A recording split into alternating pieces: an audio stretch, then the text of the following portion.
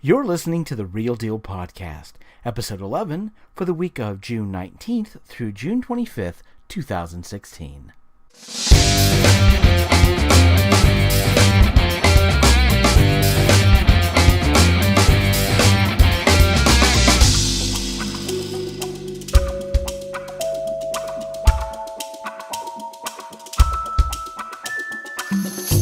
Hello and welcome back to The Man Attic for another edition of The Real Deal. I'm Kevin Pauley. And I'm Brian Hatcher. And today we're taking a look at one new film and one older film that we got to see in the flashbacks, as well as news that you can hopefully use on this edition. So let's get things started out of the gates today with one of the new films to hit out of Hollywood this weekend, and that is the Dwayne Johnson, or The Rock, Kevin Hart stars Central Intelligence. And Brian, you had a chance to see this. I did not yet.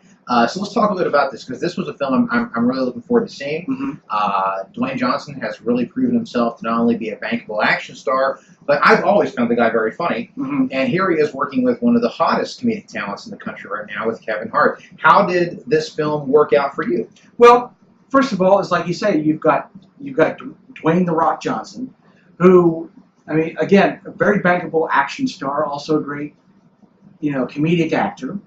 And you're putting him in an action comedy. I mean, This couldn't be any more in his wheelhouse. If you built a house and filled it full of wheels, this movie would be in there. I don't care how many wheels you put in it. This is, and then, again, you have Kevin Hart, who is the undisputed king of comedy right now. This guy is selling out football stadiums. Oh, yeah. So really, where can you go wrong in a film like this? Well, where you go wrong, of course, would be the script. If the script doesn't work, then there's that. But, obviously, I think this is one of those films, if you see the trailer, and if you've ever seen a movie in your life, you kind of know pretty much what you're going to get out of this film. And that's fine, because what you're going to get out of it seems like what I would want to get out of it, which is the two of them being funny, riffing off each other, throw some action scenes in, and, stir well and make a movie. Is that pretty much where we're at? Well, I will say this. There is a twist in the middle of the movie that you're going to see the thing coming a mile and a half away. I mean, the minute they set it up, I knew, and yes, maybe I'm almost 50, and I've seen a lot of films, so maybe this would surprise some people, but I honestly don't see how. That's fair. It involves a rather popular actor that you're going to say, and like I said, I don't necessarily want to spoil it in case, but they make a cameo, and you're like, there's no way that this is all we're going to see in this person at all. That's not even possible. And I take it that ends up very much being the case. Yeah, absolutely. Yeah. The script is pretty simple, and in one aspect, yes, if you've seen the trailer, you kind of get the idea of where things are going to go, sort of. But I will say, interestingly enough, the script itself, it's a little bit different than what you would expect, and I'll tell you why. Your standard, stamped out script is going to have, of course, if you've seen the trailer, you know that, Dwayne "The Rock" Johnson, he's got the unfortunate name of Robbie Weirdick. Okay, so of course they're going to get messed with. And then Kevin Hart's character, they're very popular in school, right? Now the way your standard script is going to do that is that, of course, they grow up, and Kevin Hart's character is the nerdy backwards guy, and Dwayne Johnson's character is super cool, super spy type of character. What I find interesting about this is they don't exactly go that route. Now, yes, you have the character of Dwayne Johnson. He's the spy. He goes by Bob Stone now. he dropped the weird dick. Fair enough. He dropped the weird dick, as you would expect him to. Yes, and Calvin is known as the Black Jet, or the Golden Jet. They call him the Golden Jet, and Bob / Robbie Weirdick, yes, he's an international spy. Yes, he's got skills. He's still a nerd. I mean, from front to back. I mean, he wears a unicorn T-shirt and doesn't care at all. Right. His favorite movie is 16 Candles. Okay, where's the fanny pack? Right. Does not care. And Calvin, he is very much. He has problems with his life because he was the valedictorian. Right. And he's an accountant now. And it's not that he's nerdy and awkward. It's just that his life didn't go the way that he expected it to. He married his high school sweetheart. He's happy, but their high school reunion's coming along, and it's like everybody expected it. He didn't want to go because he's like, I'm going to have to answer that question. What are you doing with your life? Yeah. And they're going to expect, oh, I'm a senator. Why didn't you do this? Why didn't you do that? Exactly. He's just an accountant. Right. So, and obviously Bob kind of migrates into his life and wrecks a little bit of havoc. Again, because, super spy, lots of skills, socially a little bit awkward. So, well, one of my favorite roles he's done is, I think, one of the most criminally underrated action comedy films of the past 20 years, and that was his role as Beck in The Rundown. Mm-hmm. And I think he does a really good job, The Rock, of having that little extra quirk to his characters, not just being, the big, huge muscle guy who, blows shit up and goes on. He can do that, as he's shown in movies like Faster and things like that, but he still always seems to have a little bit of a range to his character. But like in The Rundown, I love that his character wants to be a chef.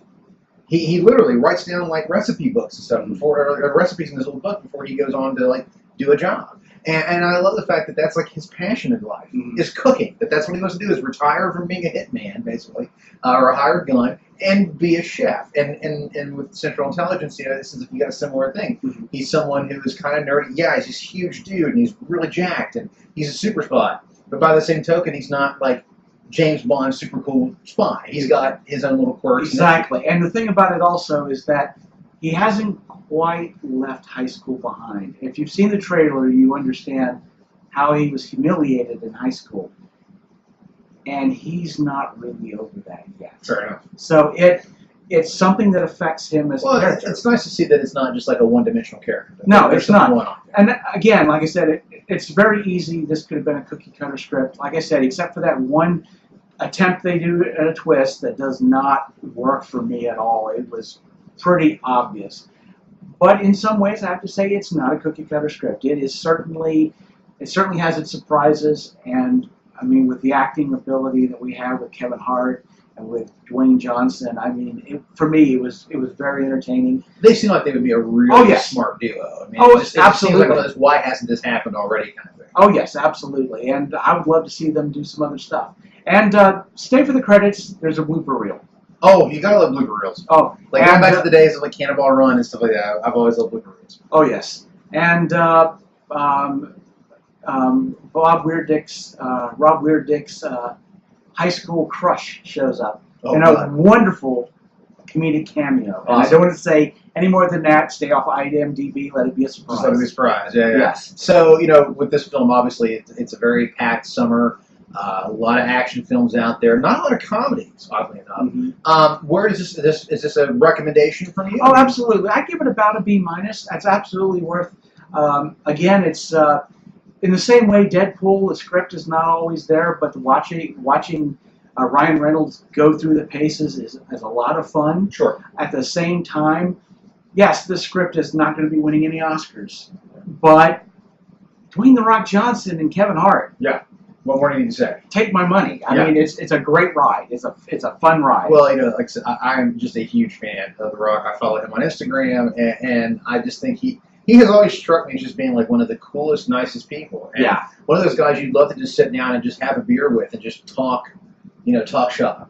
And I love the fact that he's been able to become such a bankable star. Oh yeah, because he's always remained very humble, and I've always found him to be just a very funny guy.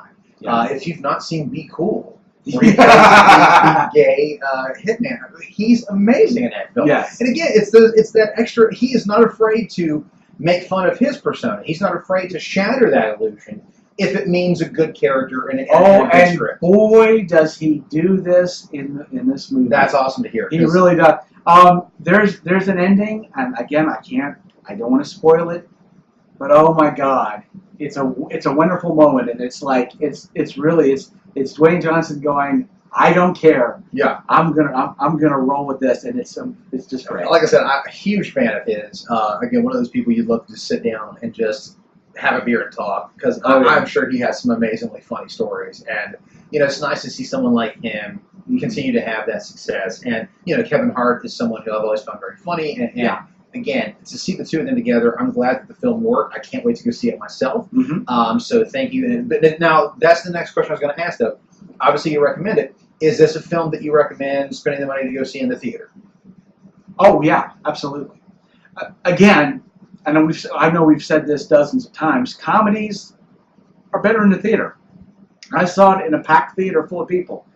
That's the way to watch that. What was the audience response? Oh, they loved it. They absolutely loved it. Good deal. There's a lot of great humor in this film, definitely. Well, like I said, the trailer to me just looked like it'd be a really fun flick, and sometimes that's all we need. Oh, absolutely. Just go turn off your brain, take all your cares, just throw them out the door, and just go in and just laugh. And it sounds like this film delivers on that, which is all I would ask it to do. Well, I mean, you get fat naked rock dance scene.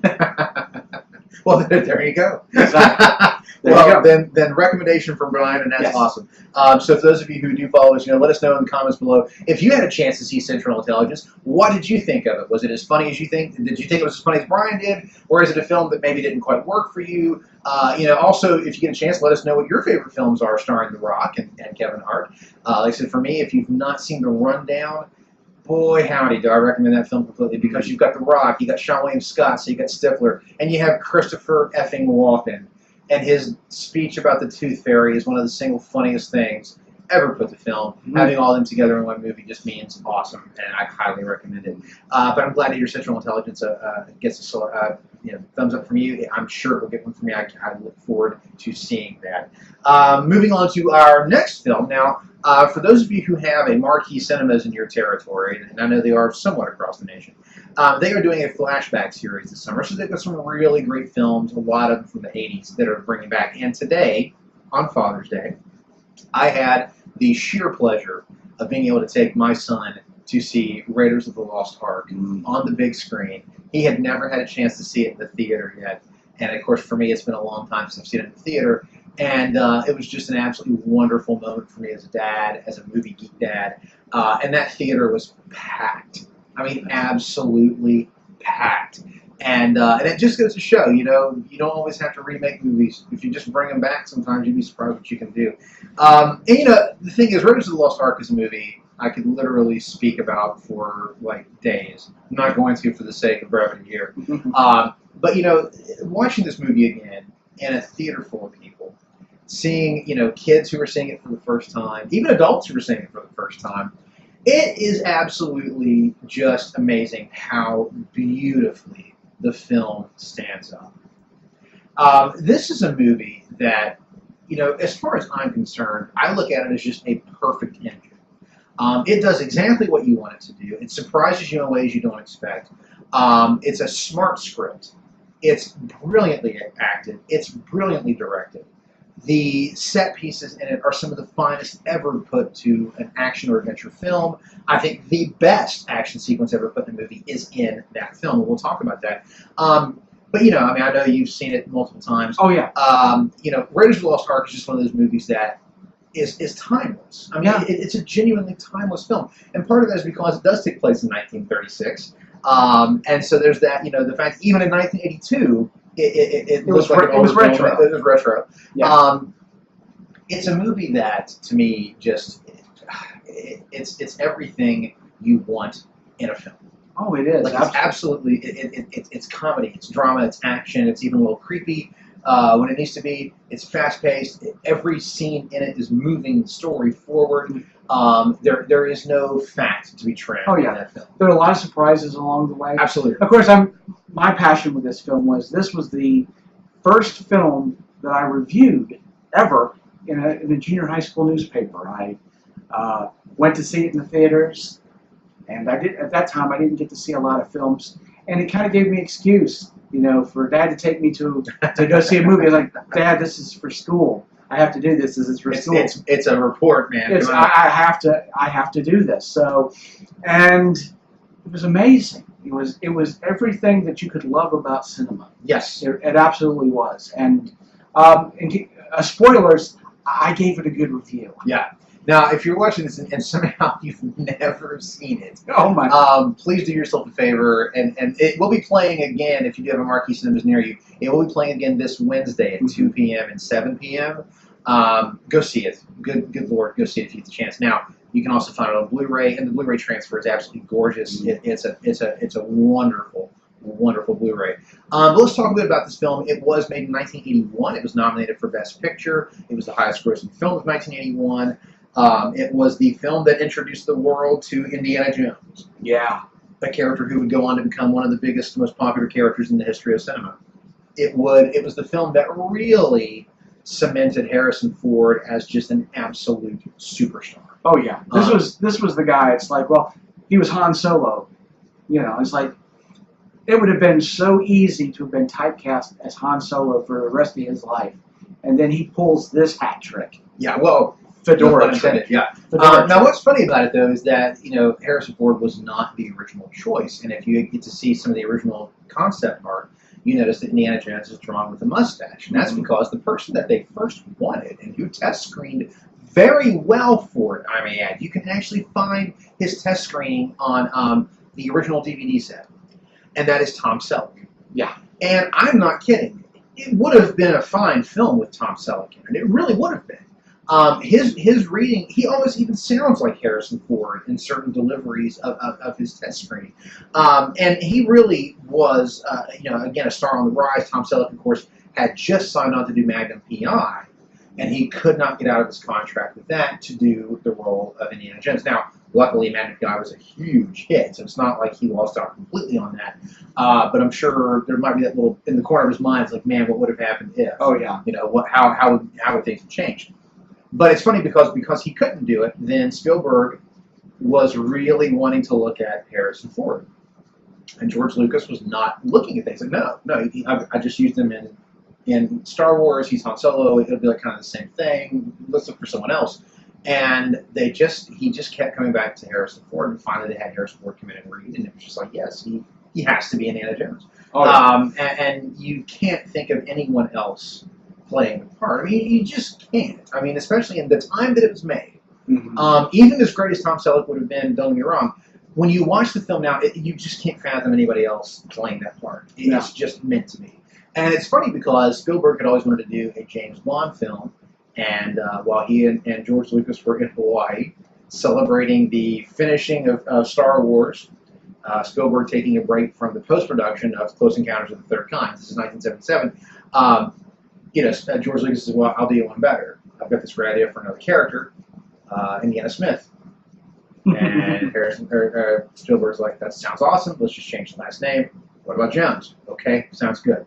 And there you go. Yeah. So that's the genesis of the character. And, of course, you had people like Philip Kaufman helping with the idea of the story. Then you had Lawrence Kasdan, who did the screenplay. And, of course, he had also worked on the screenplay for The Empire Strikes Back. And so Kasdan really gave that story its shape and really, filled it out beautifully. And so you have this, star-making role. Mm-hmm. You have Spielberg really cementing himself as a tremendous action-adventure director. Up until that point, he had, of course, the suspense and everything with Jaws. He had a science fiction blockbuster with Close Encounters of the Third Kind. Here he was throwing his hat in the ring with a flat-out old-school action-adventure. Now, he kind of touched on it a little bit with 1941, which was this huge comedy that had a lot of big action set pieces, and again, around the same time period. But with Raiders of the Lost Ark, he really cemented himself as one of the great action-adventure directors. He has to be in that list. And, part of that, too, is the amazing work that Joe Johnston did. Johnson would go on, of course, to direct The Rocketeer, Jurassic Park 3, and Captain America: The First Avengers, as well as other great flicks.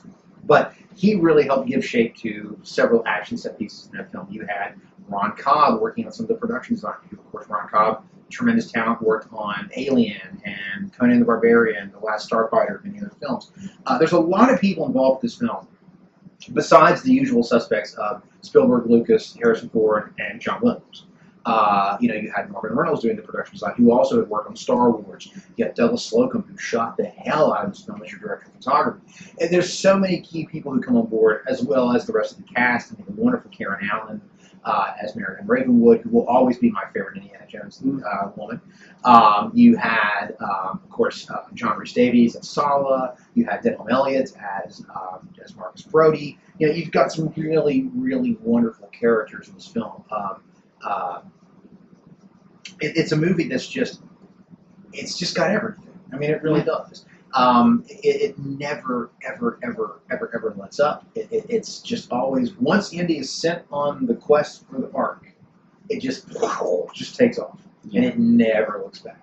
When you think about the film, what do you walk away with? What are the things that really stand out to you about the film?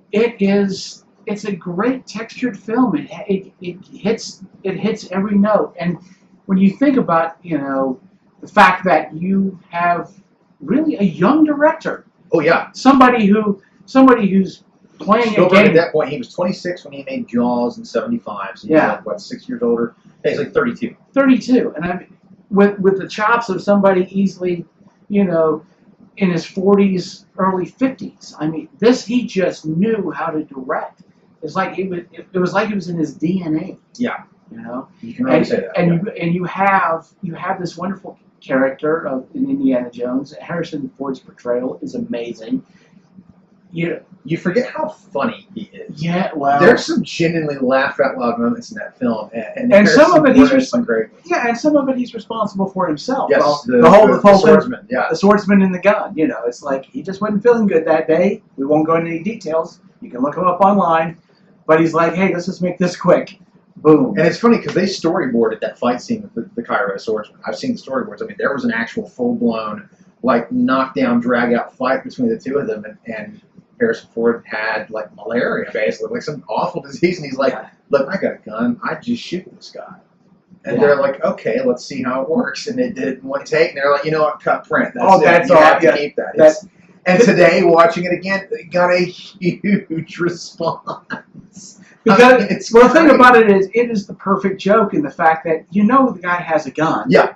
You see this fight. Of course, they're going to fight it out.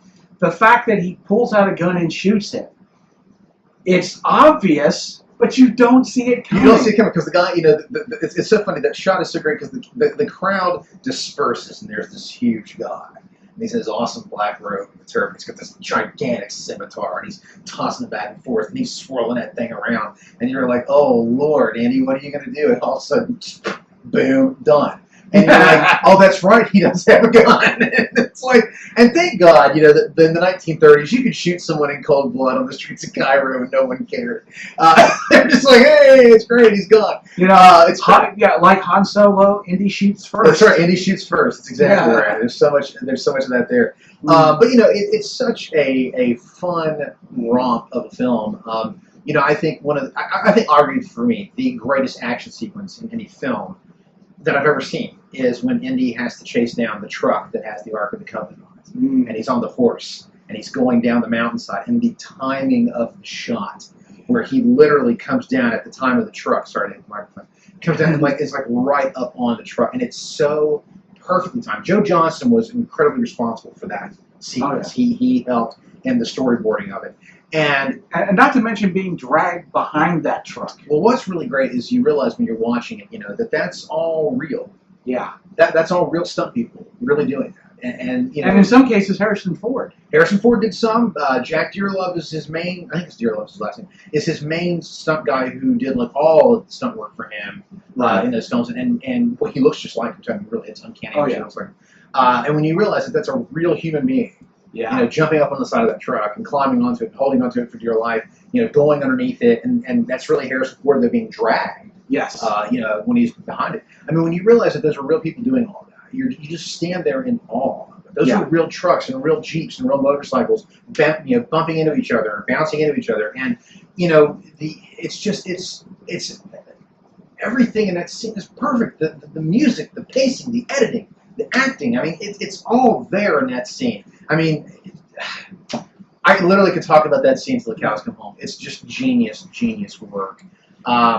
This movie just really, they don't make them like that anymore. They really don't. And even with the further Indiana Jones films, which I like them pretty much in the order they came out. I love Temple of Doom. I enjoy Last Crusade. I have issues with it, but I enjoy it. And then Kingdom of the Crystal Skull is just Kingdom of the Crystal Skull, and it's there. There are a few moments in it that I like. They're all Harrison Ford, basically.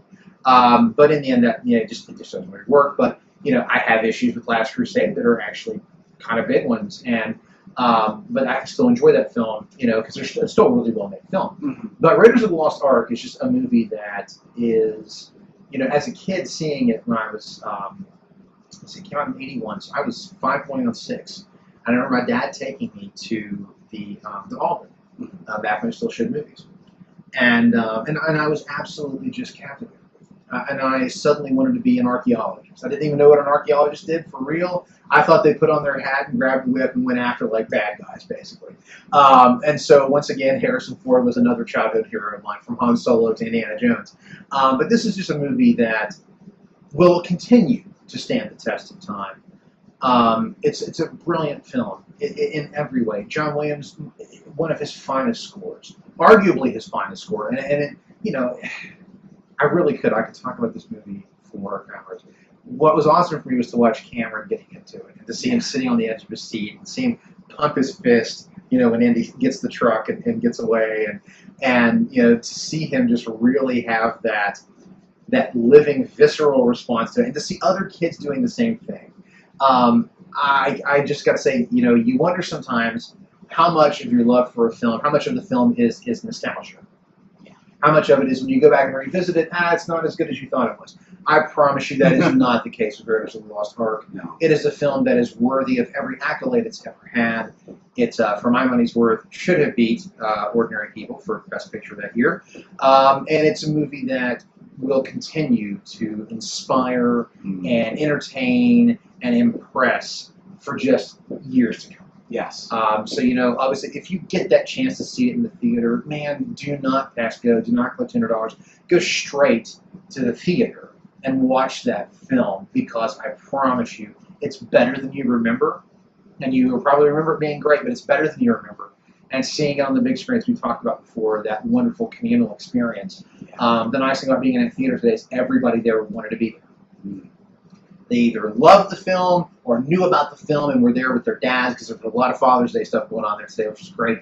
But everybody there was just in the moment, and I cannot say enough about how awesome that was for me as a dad to experience that with my son, like my dad took me to see it when I was a kid. And man, I mean, again, not to continue to say it, but boy, they really just don't make them like that anymore. And a thank you to everybody involved with that film, Steven Spielberg and all the way down, for not only giving me one of the best movie experiences of my childhood, and continuing to inspire that passion for film and for acting and all that, but for giving me a chance to experience that, to have a son and experience that film with him as well. Just an incredibly awesome moment. So, does it get a recommendation? Oh, hell yeah. I would say so. I can't imagine anybody not enjoying the hell out of that movie. Well, Steven Spielberg, he just has it.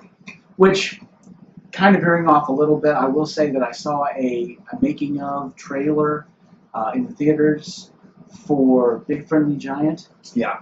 And I didn't know this, but they reunited the E.T. crew. Yeah. Melissa Matheson actually is the screenwriter of the BFG, and she was the screenwriter for E.T. And they're bringing a lot of the people in for that. And that's very exciting. And I'm really excited that my son wants to go see that too, because I always love to get an excuse to go see a Spielberg film, especially his family films. And this looks like it's going to be a very charming and sweet movie, and I'm very excited about that. So yeah, man. I mean, Spielberg is my favorite director of all time. He is who developed my passion for film. And John Williams, in the soundtrack of my life, John Williams scores it more than about anybody. Yeah. As a kid, I would literally I would search out recordings of those soundtracks to listen to as a kid. I loved them. I mean, like most people would listen to top 40 hits, I was listening to soundtracks, and John Williams soundtracks in particular. Boy, what a wonderful treat to get to see it again on the big screen. It's like it flip flops with The Empire Strikes Back for my number 2 or number 3 film of all time. And boy, again, seeing it again today in the theater just reinforced that completely. Yeah. Well, moving on to the news, before I do that, I want to say a special shout out to one of my fellow Ghostbusters, Bobby Peterson, who got me a pack of, yes, you're looking at Hi-C Ecto Cooler. It is impossible to find in stores. People are like, it's literally selling out on Amazon. It's like this amazing, like, return to your childhood, and it's so funny. You know, for all the haters out there, the new Ghostbusters film, how many of you are hoarding up packs of Ecto Cooler? You want to hate on that film? Fine. If that's the case, don't drink any Ecto Cooler. Give it to me because you don't deserve it. Yeah, and keep in mind, if you'll notice, there is one Ecto Cooler. There ain't two. He ain't sharing them. He's not sharing them. Cameron's had one. He's had one, and that's it. That's it. That's all. I love you, but no. So yeah. But anyway, thank you, yeah. Bobby. This has been awesome to experience again with my kid. I have had the can of it, which you can find in certain movie theaters. And in the box, it actually tastes a little bit better. It's more concentrated. Yeah. And it's more of that, oh my God, this is my childhood coming back through a box of drink, basically. Yeah. But it's amazing. It's awesome. And thank you again for making that happen. Yeah. So looking at the news, you know, unfortunately, there's a major thing we have to talk about that literally just happened today. Yeah. So well, we're only going to really cover one news story today. I mean, sure, Guardians of the Galaxy 2 wrapped this week. Finding Dory's broken all sorts of animation records, and the Independence Day Resurgence director Roland Emerson was quoted in The Guardian saying that Marvel movies are silly. This is the guy who made Independence Day and Stargate. Okay. Yeah, but and not only that, he also made The Day After Tomorrow, where people had to outrun weather. Yeah. Like to slam a door to keep weather out. Yeah. Yeah, so, and Marvel movies are silly. Yeah, there are, but really, honestly, none of that really matters right now because unfortunately, the news all today has been about something else. Anton Yelchin, who's played a variety of roles, including Chekhov in the Star Trek reboot, and of course our recently reviewed film Green Room, has died Sunday morning in what has been described as a freak accident involving his car. He was 27. Yeah, you know, Anton Yelchin is one of those people that, you know, when the first thing I saw him in, where I knew him as Anton Yelchin was honestly the Star Trek 2009 reboot, and I thought he was just wonderful in the role of Chekhov. I thought he had that, he had the wonderful, like, overdone accent, much like Walter Koenig did, but there was that bright-eyed enthusiasm to him because he was younger. And I thought he did just a really wonderful job at that. Now, looking at IMDb today, and I'd forgotten that the first thing I ever actually saw him in was he played the young boy in Hearts in Atlantis, based off the Stephen King novella, opposite of Anthony Hopkins.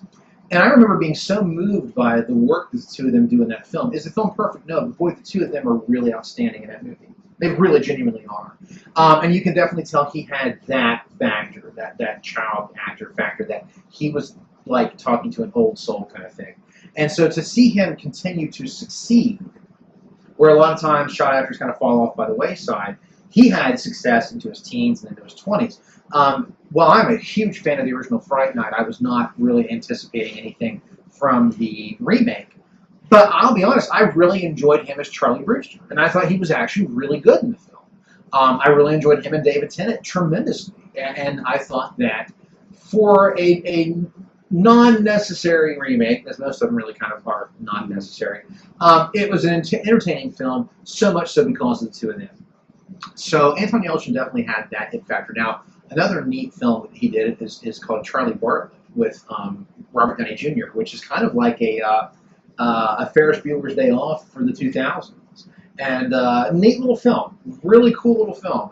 And he and Robert Downey Jr. work really well with each other. Robert Downey Jr. is like the principal of the school. It's like they have the antagonistic relationship like Mr. Rooney and Ferris Bueller. It's a neat movie. And then, of course, we just recently reviewed Green Room, which, as you remember, even though I'm not a big fan of the film, the performances in it are fantastic. And his was no exception. He really goes through a major, trauma in the film, and he sells it so beautifully. He really does. He sells that character so beautifully. So, here's a guy who definitely did no wrong, and I never heard anyone speak ill about him. I mean, ever. I mean, and in every performance he gave, he was also Kyle Reese in Terminator Salvation. And while that film may not have worked, he was great. He was better than he had any right to be as a young Kyle Reese in the Terminator universe. No, he doesn't look like Michael Biehn.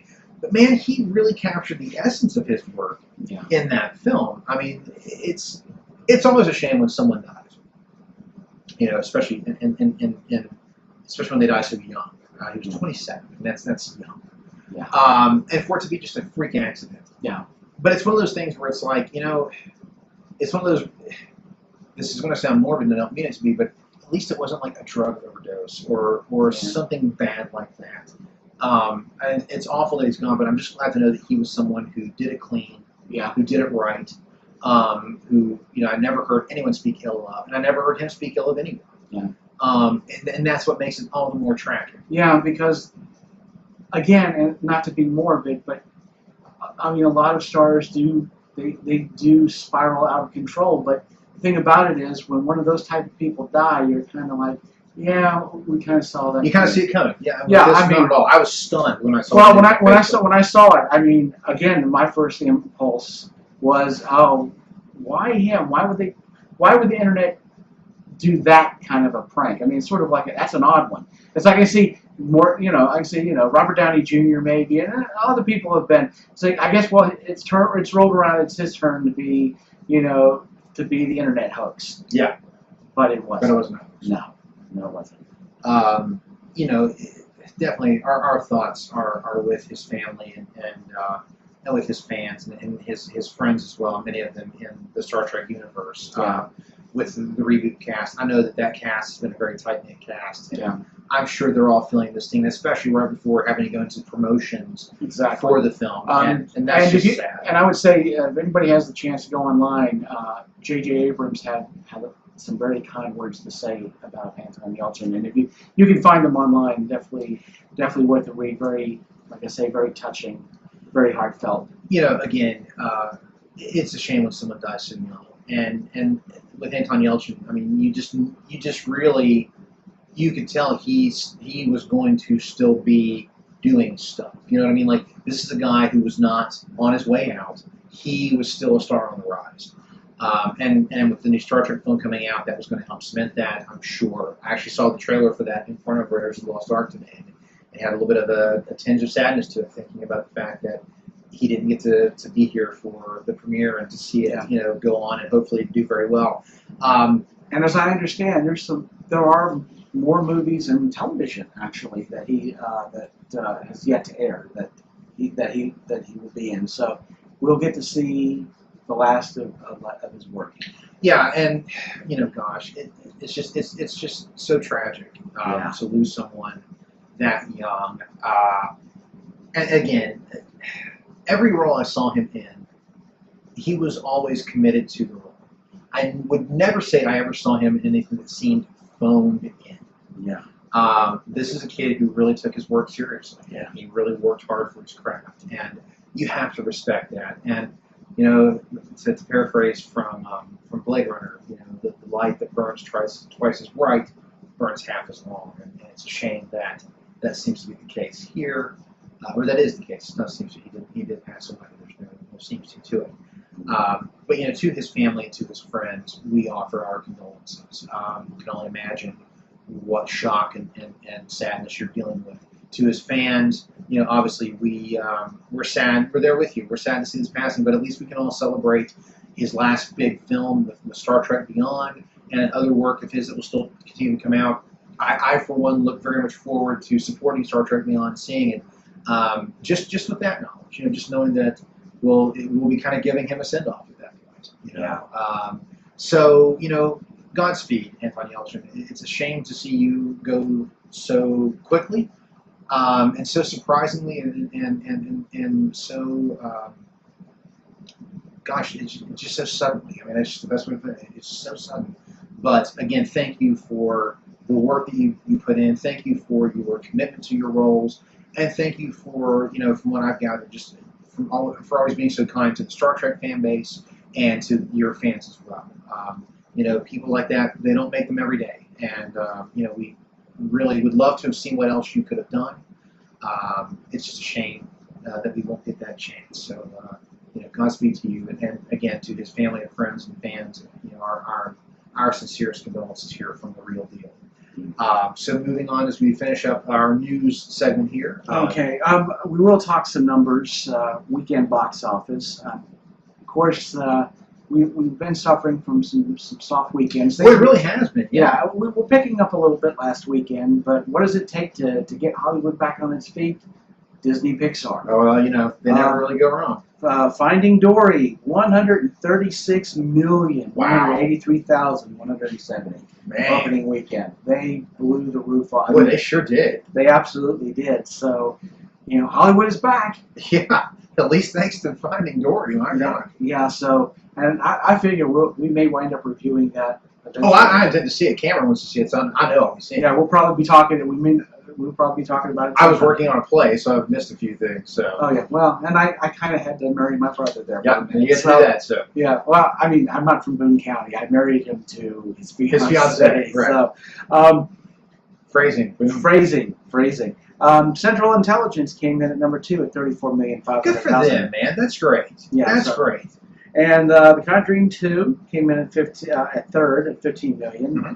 And I was, of course, as I said last weekend, and I would say about as good a horror film as you may wind up seeing this year. That's awesome. I look forward to seeing that. I've actually seen it twice.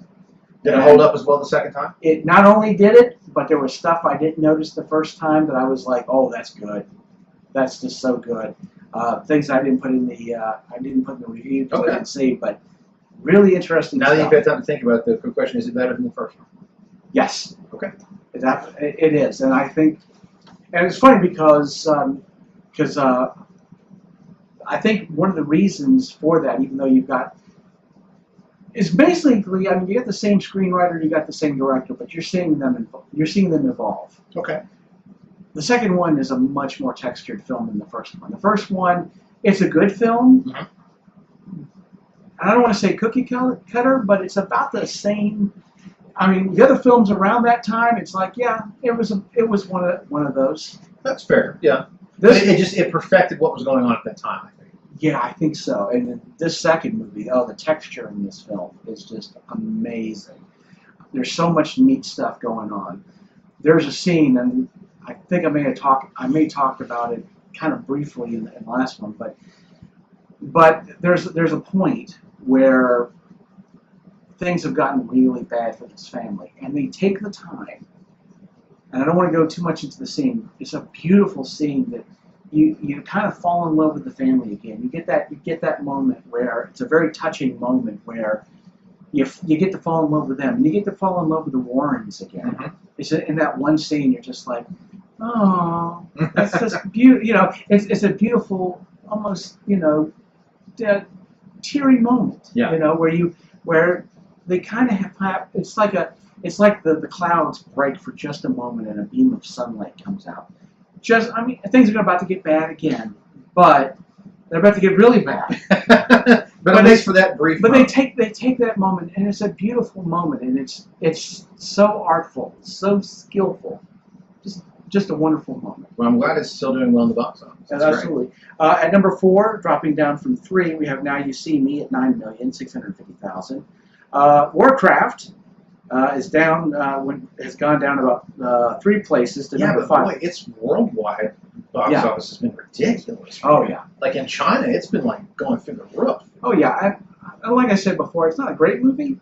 It's a decent movie, but yeah, there's just a lot of stuff going on in this film. It's an interesting film, and I think it deserved the box office that it got. I don't know what kind of legs it's going to have. Certainly not that much domestically, but I'm never going to be. It's been doing like gangbusters. Oh, absolutely. We have X-Men Apocalypse at number 6 at 5,210,000. Teenage Mutant Ninja Turtles has dropped from 4 to 7 at 5,200,000. Me Before You's dropped 2 places to number 8 at 4,155,000. Alice Through the Looking Glass has dropped another place from 8 to 9 at 3,015,000. And Captain America: Civil War holds up at the number 10 spot. Wow, still at number 10. Wow. At 2,296,000. Gosh, it came out like at the beginning of May. Here we are, like middle of June, and it's like still. Or I'm sorry. How many weeks has that been out now? Oh my gosh, it's been like. Yeah. And it's still been in the top 10. That's really amazing numbers, man. That film really has legs. Well, Zootopia is still on it's at number 13 at this point. So Zootopia is on Blu-ray now, which is what's so funny about that. Yeah. It just came out last week. I have it. Yeah, it made about $500,000. Yeah. That's amazing. And again, I will tell you, we did get the Blu-ray. I'm actually looking at it right there. And the 3D Blu-ray is absolutely stunning. I do want to say, if you have the ability to do, if your home theater has a 3D television, the 3D for Zootopia, it's not like the kind of like throw stuff at you on the screen. But boy, the depth of field for that film and just the layers of it. Oh, boy, what a gorgeous transfer. I do want to also add for my fellow Jaws fanatics, this past week was a monumental one as Jaws 2, Jaws 3, and Jaws the Revenge all officially hit Blu-ray. Jaws 2 actually has deleted scenes that were on the original Blu-ray. Some of those scenes were in the 1981 or 82 TV version that was shown on ABC Sunday Night Movie, including the extended attack on the helicopter, which is actually pretty creepy and really cool. Jaws 3, well, I have not had a chance to get my copy yet. What I'm excited about is it actually has the 3D transfer. The original 3D transfer has been updated just like they did with Creature from the Black Lagoon. And the reviews I have read for it have said it is absolutely outstandingly great 3D. Because like films back then were, it's stuff coming at you. And that it looks very convincing when it does. Jaws the Revenge, it has both the different endings, the international and the US theatrical cut. So in one version, the shark somehow blows up when it gets stabbed by a boat. And in the other one, it actually just breaks the end of the boat off like it should. Wow, it doesn't help make that film any better. Unfortunately, it does not do that. But it's at least there if you're a completist. I don't know that I'll buy it yet, but I will have Jaws 2 and Jaws 3. Yes. Both of them. Jaws 2 is actually a really great sequel, and I think when you're in the discussion of greatest sequels of all time, it's one I would put in the discussion. It's actually a very well-made film. It evolves, it has to be bigger with more stuff happening because that's how sequels work. But unlike the rest of the sequels, it benefited from having a John Williams score. And it is a fantastic John Williams score. One of his more underrated ones because he doesn't just repeat the motifs from the first film. He brings new ones to it. And it's a really solid score. Jaws 3, I enjoy it for what it is. It's a goofy film, yes, but the idea behind it is really good. It's one that I think I wouldn't even care if someone said, let's remake it and call it something else. Okay, go for it. There are things that could be better, pacing issues, script issues, but in general, pretty cool idea for a film. If you had to make another film, it gets it all away from the Amity Island stuff, completely changes the setting, goes different, goes crazy. It's almost like the shotgun approach is just try something and see what sticks. And I'm okay with that. Jaws the Revenge is just bad. It's just bad. It's a bad film. Lance Guest can't save it. Mario Van Peebles can't save it. Lorena Gary can't save it. Nobody can save that film. There is one good attack sequence, and that's the banana boat sequence. That's the money shot in all the trailers. Jaws the Revenge at least did prove to us somehow that sharks can roar. Even though they don't have vocal cords, they can roar.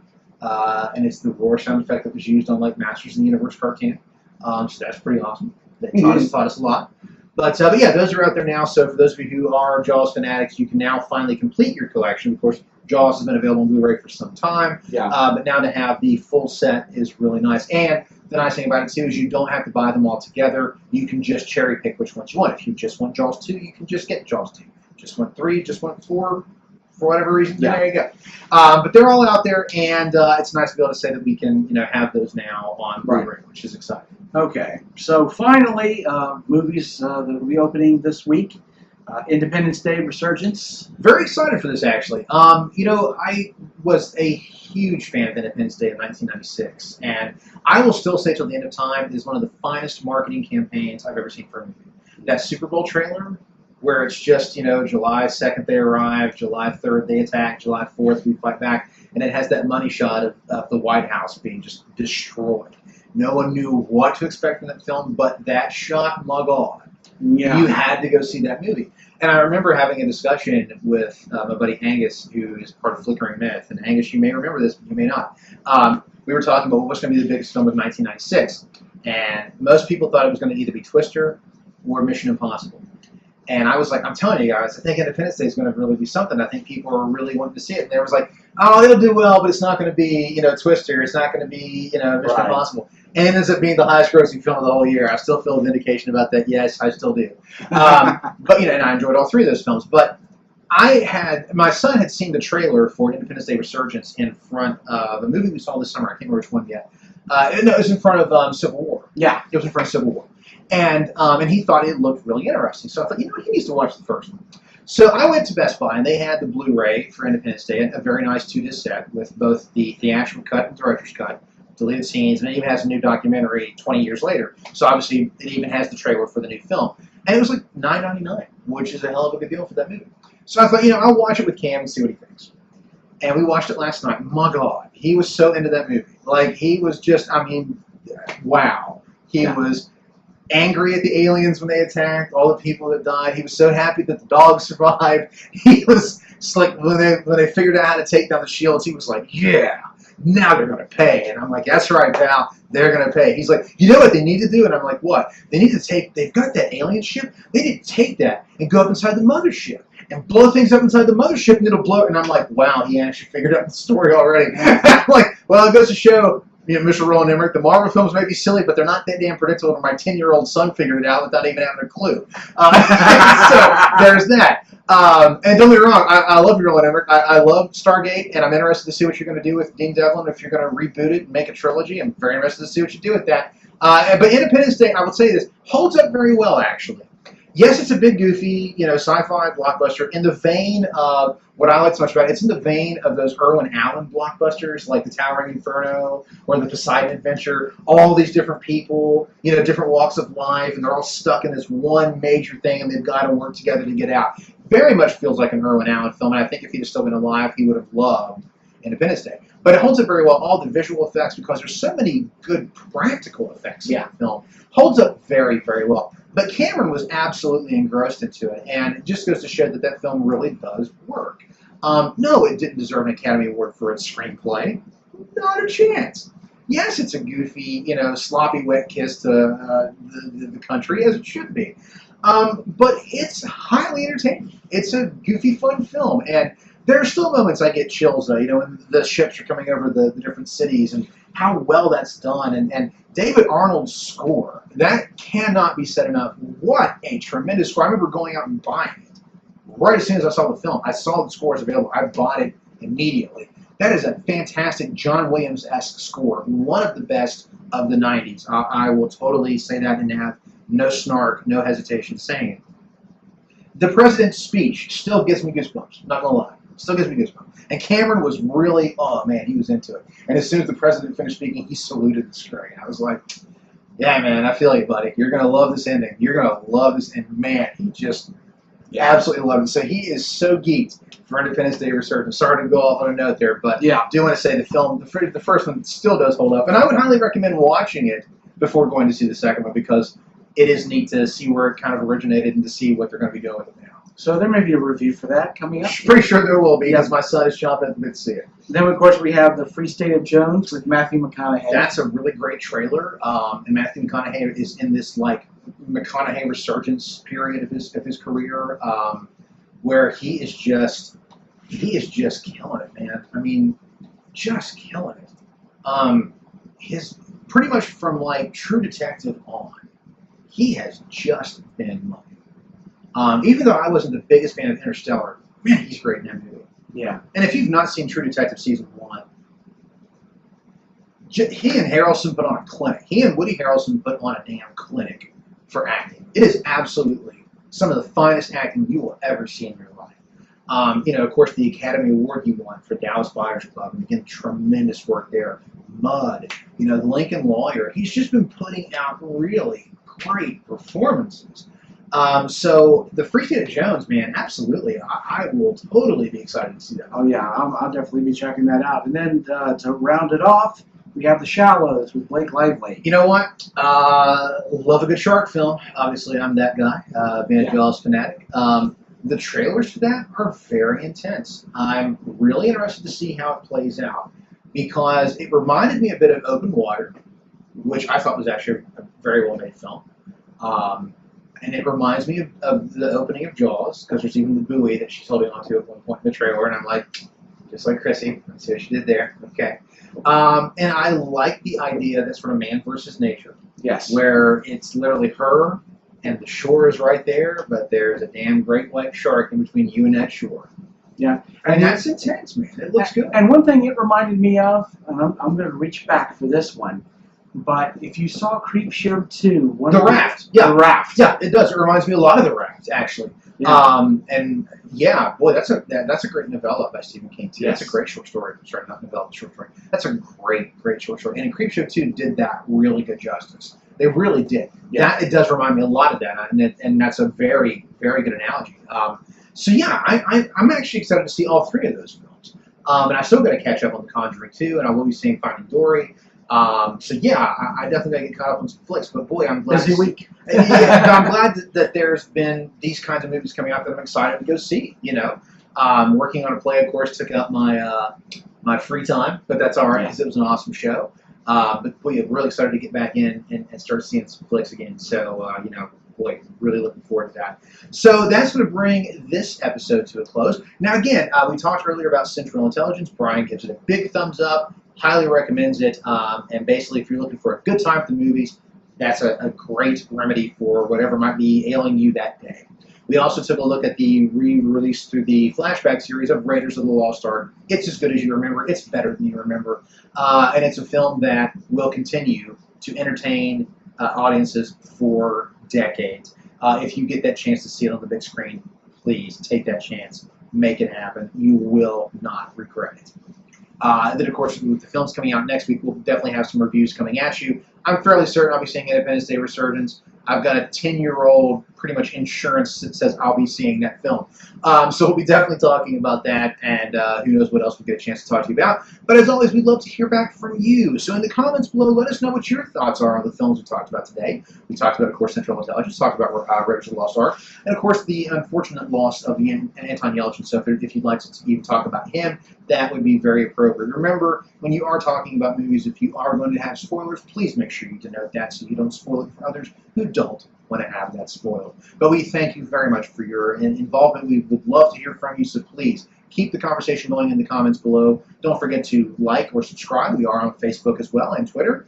And we just, again, we really appreciate you supporting us and taking your time out of your day to listen to our cast. We hope that it's fun for you. It's definitely fun for us. And we just love sharing our passion of film and all things geeky and pop culture with you.